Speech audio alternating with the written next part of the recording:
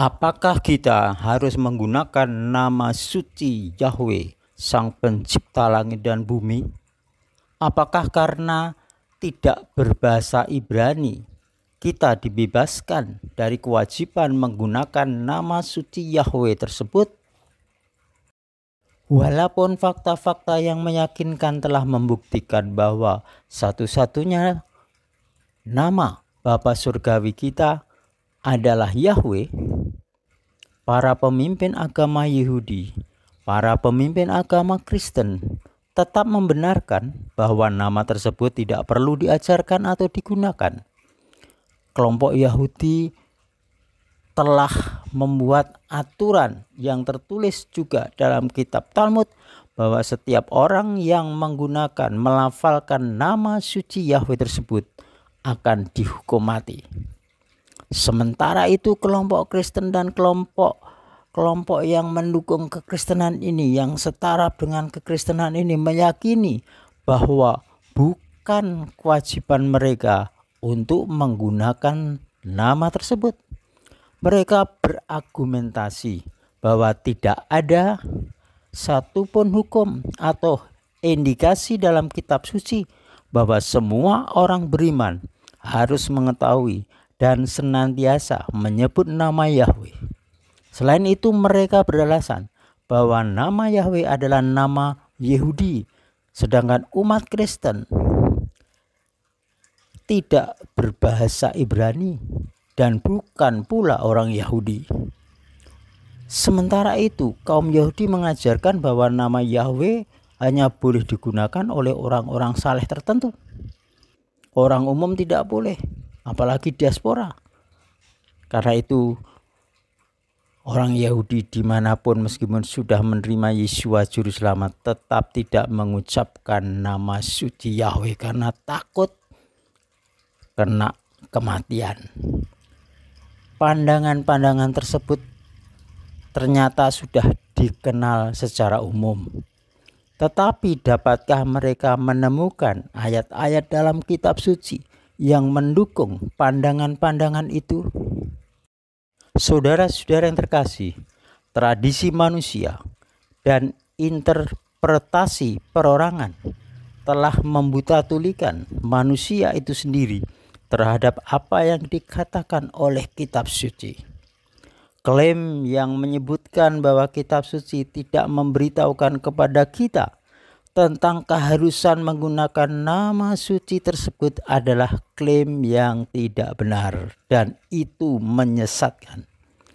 Menurut kitab suci, nama suci Yahweh, Sang Pencipta langit dan bumi, bukan saja harus dideklarasikan, tetapi juga harus dipuji, dimuliakan, disyukuri, diagungkan, ditinggikan, diingat, dan dibesarkan.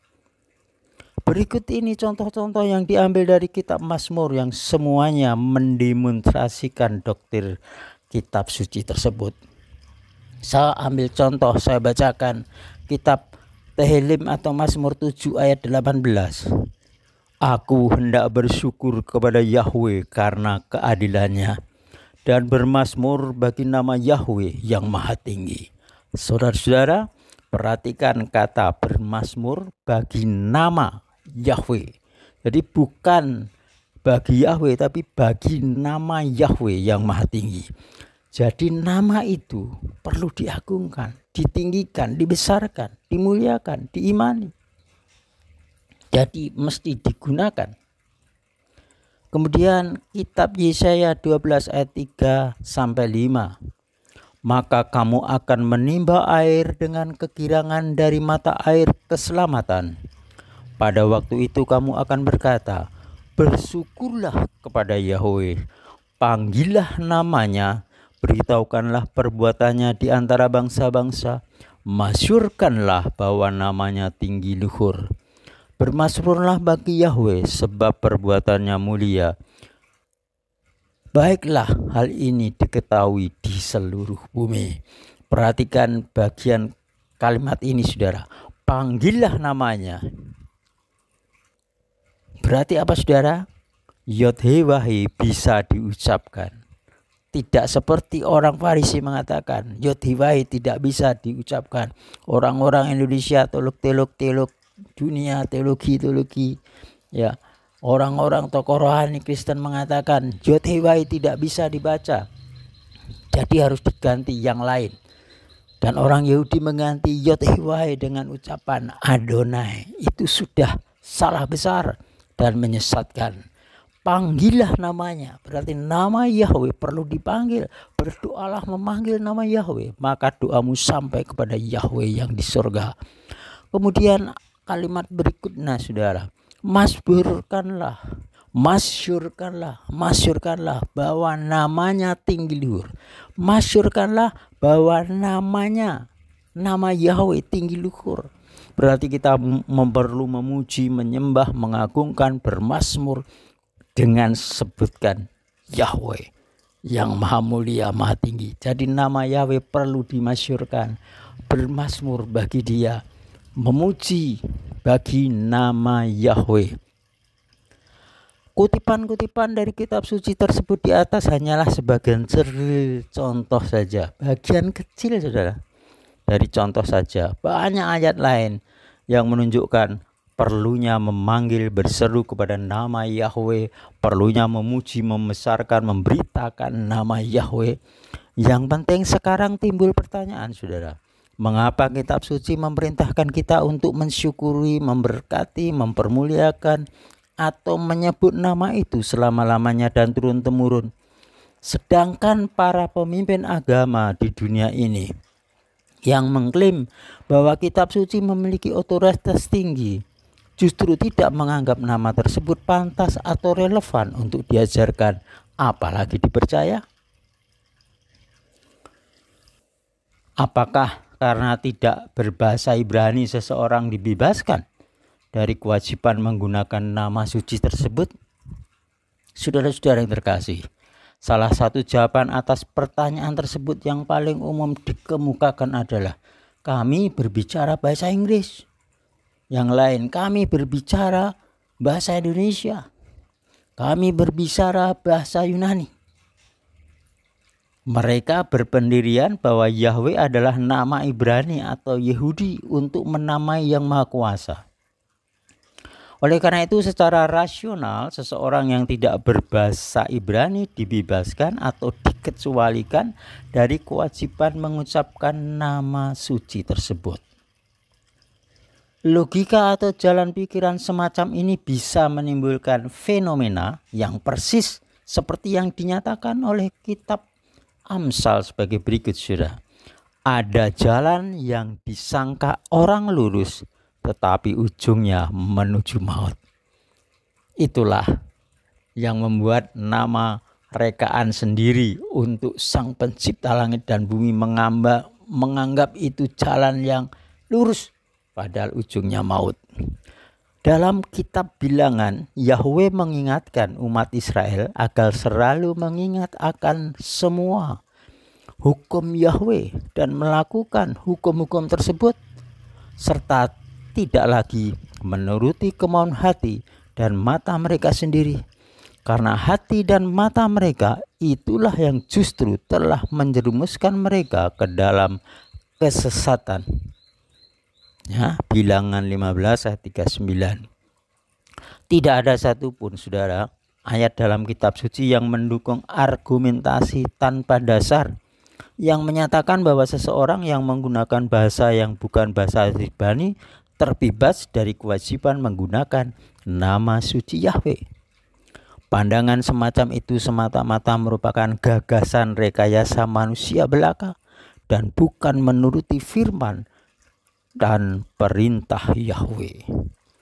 Baiklah, sekarang umpamanya saja untuk sesaat kita berasumsi bahwa orang-orang zaman purbakala, para nenek moyang mereka, baik orang-orang non-Ibrani maupun orang-orang Ibrani yang namanya tertulis dalam kitab suci, mulai dari Hawa sampai Nabi Nuh serta Abimelekh dengan orang-orang Filistin, merupakan orang-orang yang menggunakan nama suci tersebut.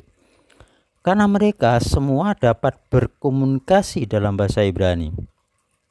Apakah fenomena berbahasa Ibrani menjadi penyebab berbedanya nama suci Yahweh?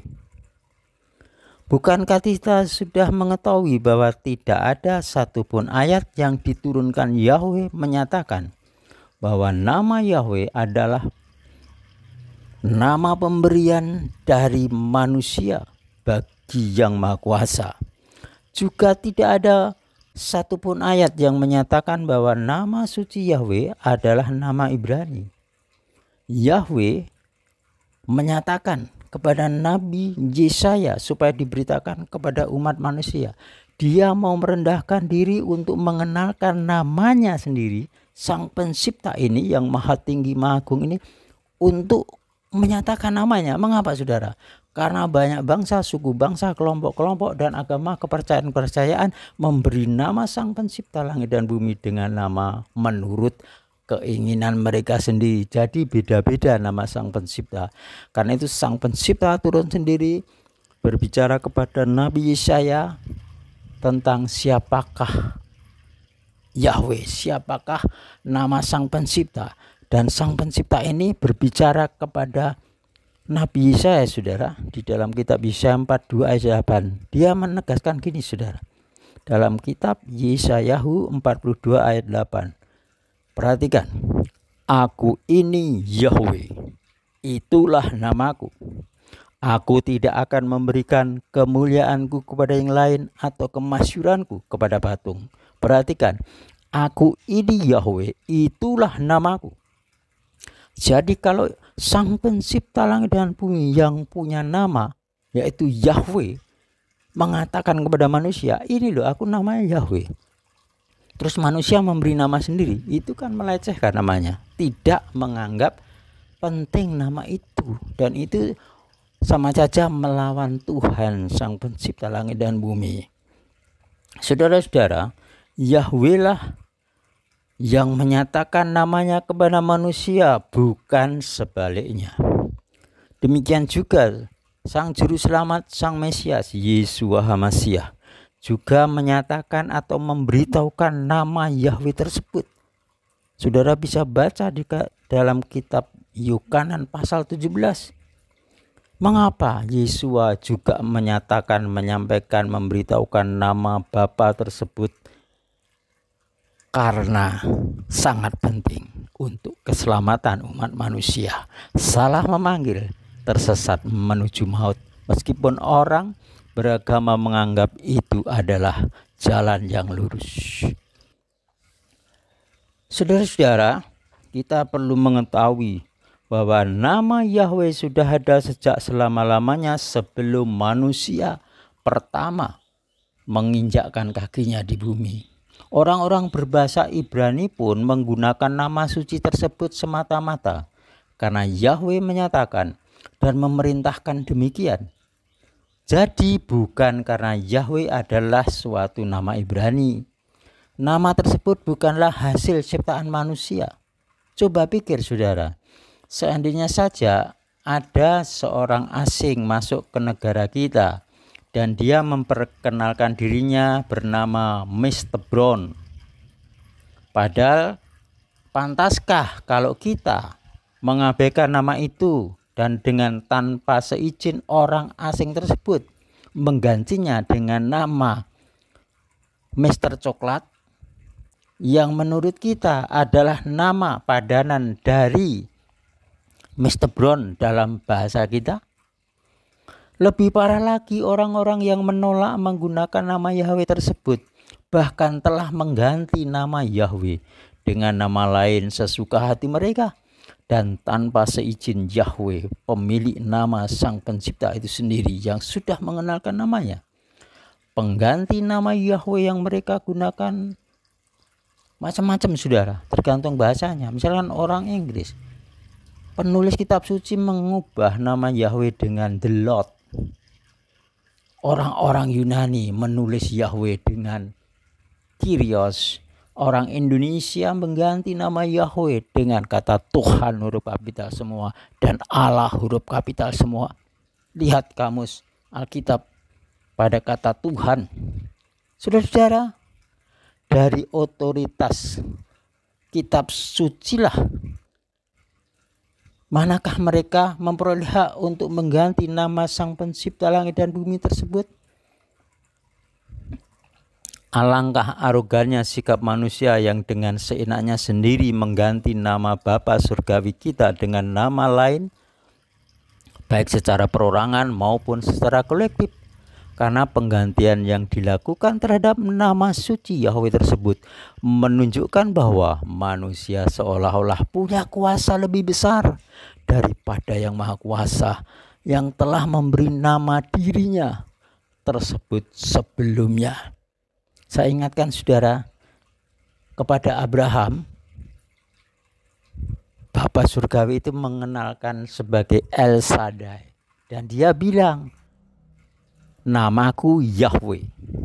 Jelas kan? Kita bisa juga sama. Namaku Yahweh. Di dalam kitab Keluaran 6 ayat 2 dan 3 juga Bapak Yahweh menegaskan, aku mengenalkan sebagai El Shaddai kepada Abraham dan namaku Yahweh. Saudara-saudara, itulah kebenaran. Dan saudara yang melakukan kebenaran Elohim ini, saudara diberkati, diubahkan. Mari kita berubah saudara, panggil nama yang memberi hidup kita dengan benar, nama Yahweh. Kalau saudara masih takut kepada orang lain, masuk ke kamarmu, berdoa, panggil nama Bapa yang di surga dengan sebutan Yahweh. Panggillah namanya. Serukanlah, nanti kalau sudah terbiasa, saudara akan melupakan nama-nama bikinan manusia seperti Lot, God, Dio, Domini, Kyrios, Allah, Tuhan. Itu akan saudara buang. Saudara akan memanggil nama Bapa kami yang di surga dengan sebutan Yahweh, Bapa kami, Yahweh Abinu. Haleluya, berkat Bapa Yahweh, Besem Yeshua HaMashiach atas saudara yang mendengar video ini. Haleluya, amin.